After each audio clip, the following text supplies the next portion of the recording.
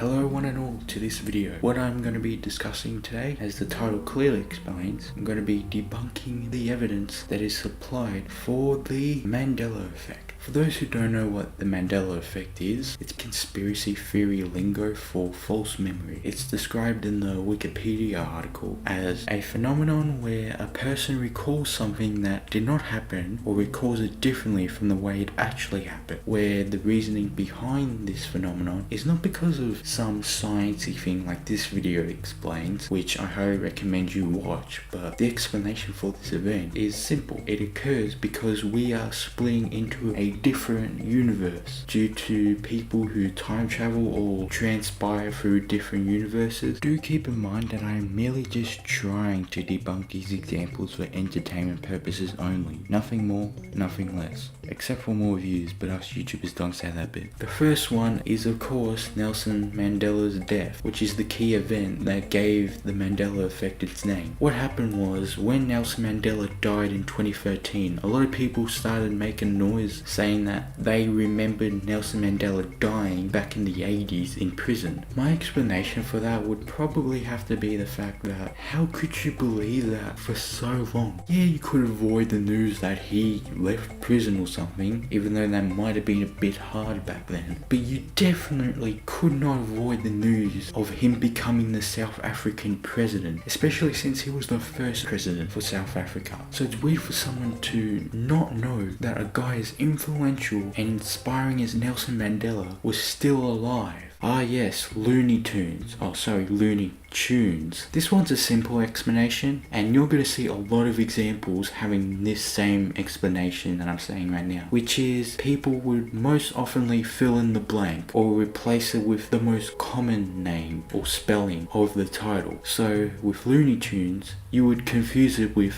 Tunes as a T-O-O-N because it's a cartoon. Therefore, Tune would be in the title, wouldn't it? But no, it's Tunes. T-U-N-E. So that's where the confusion comes from, because people replace it with what it's supposed to sound like, but in actuality it's wrong. Berenstain Bears. This one is pretty much the most famous example of the Mandela effect in action. What the example is that people thought that Berenstain Bears had an E at the end of it in the stain part and not an A, when in actuality it was the polar opposite. I'm going to guess that the reasoning behind this is because children can't really pronounce names correctly, therefore most children would say Berenstain instead of Stain, especially since this is a child product, so they would of course oftenly get the name wrong. But I never really grew up with this franchise, so I can't really back up my claim here. But the thing that rubs me the wrong way with this example is the evidence backing it up. Specifically people showing old tapes where instead of showing the A, it shows the E. There is just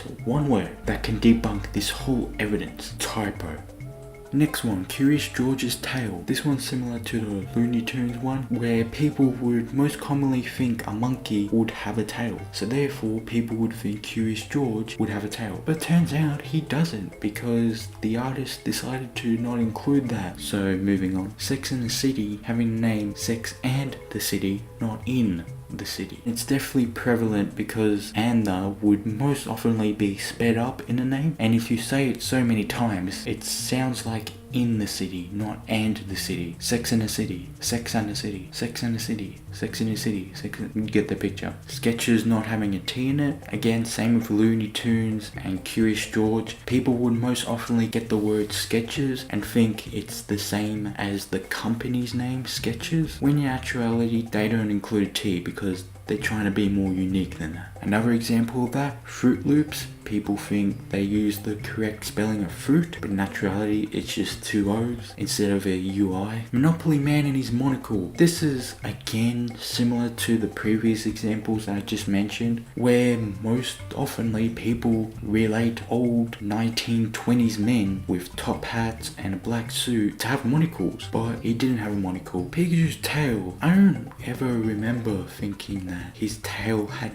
that black stripe thing. Maybe people confused it with Charlie Brown's shirt? I don't know. Double stuffed Oreo, not having 2 F's. I sound like a broken record right now. People fill in the blank with the double stuff thinking that it has 2 F's because that's how it's spelled, but the company wants to be unique with its name and they don't include the original spelling, they just do it their own way. C-3PO's silver leg. This one I didn't actually know, and a lot of people do seem to confuse C-3PO's leg as being golden just like his whole body, but again, time and time again, people fill in the blank in their mind with C-3PO and think that his whole body is gold, so therefore his silver leg is just going to be covered in gold. Life is like a box of chocolates. Sorry, life was like a box of chocolates. I don't really think this is the fault of anyone, to be honest, because life is like a box of chocolates is a way better quote than life was like a box of chocolates. You're not going to say life was like a box of chocolates everywhere. You're going to say life is. That's why so many people confuse was with is, because it just makes so much sense out of context of the film. Mirror, mirror on the wall, not being in the Snow White Disney film, it was instead magic mirror on the wall. What's the explanation here? The original story for Snow White and the Seven Dwarfs had mirror, mirror on the wall. Okay, this one's kind of a mindfuck. Luke, I am your father isn't the actual quote. It's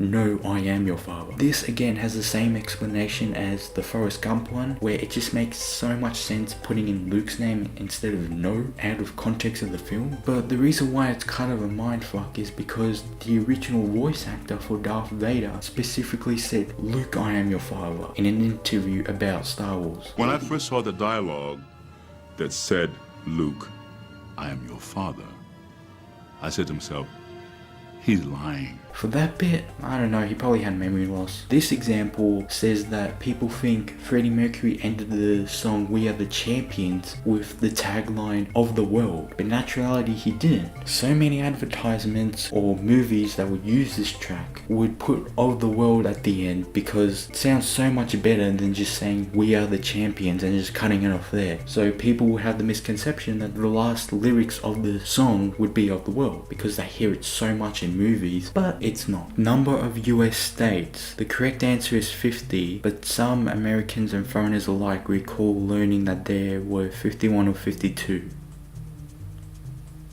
What? That's not the Mandela effect, that's just you being an idiot. It's pretty much the exact same thing that happened to me, where I thought the word brought was always the word brang, but apparently it wasn't. I'm not blaming the Mandela effect for that, I'm just blaming my idiocy for that. The misconception of Kazam being Shazam is pretty common, not because of the actor not being Shaq and instead being Sullivan, but because Shazam sounds so much better with Shaq's name. I don't get where people got Sinbad into this, but whatever. Neil Armstrong's death. Oddly enough, people had no recollection of the aeronautic legend death. Many fans apparently forgot or didn't notice the news of his passing in August 2012. This isn't the Mandela effect taking action on his death. That's just people forgetting he died. How the hell is this an example of the Mandela effect? And that's about it for all the most popular examples of the Mandela effect and some oddities here and there. Now, don't feel offended that you actually believe in the Mandela effect. Most people did believe it because so many YouTubers said that yes, it's true, or didn't say it was true, but they supplied a butt ton of examples for it, leading to people to come to the conclusion that yeah, it's true. If you treat the Mandela effect as like a fun little thing with your friends or family, it's completely fine. However, if you make a video on it saying that it's actually true and giving you evidence for it, no offense to you, but you're pretty dumb. Whatever the case, if you're watching this video, do be sure to like, subscribe, share, comment, okay, goodbye.